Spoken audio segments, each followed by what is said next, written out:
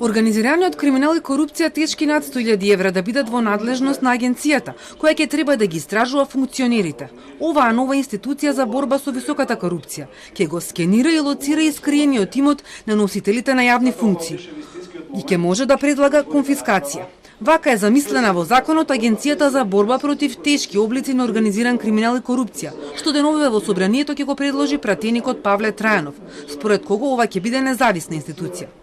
Не гледа сличност со СЈО ниту можност оваа нова институција да ја доживее неговата судбина.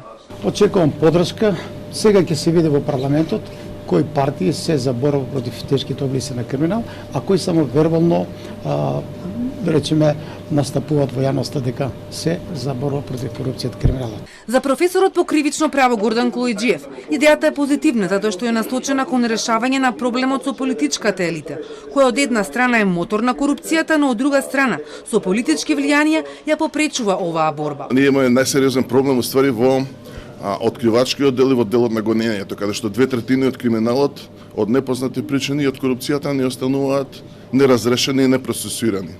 И затоа ова е делот на идејата во кој што се бара една независна професионална институција, што ќе го напреди овој дел на откривањето и гонењето, без друго може да биде придонес. Според Колојџиев, по пропаѓањето на СЈО останал празен простор кој обвинителството за организиран криминал не успева да го пополни. Нашите надежи беа насочени кон на некој начин реструктурирање на обвинителството за организиран криминал и знаете таму како се развиваат работите прилично неповолно, со очигледни влијанија на политичката елита повторно врз ова тело.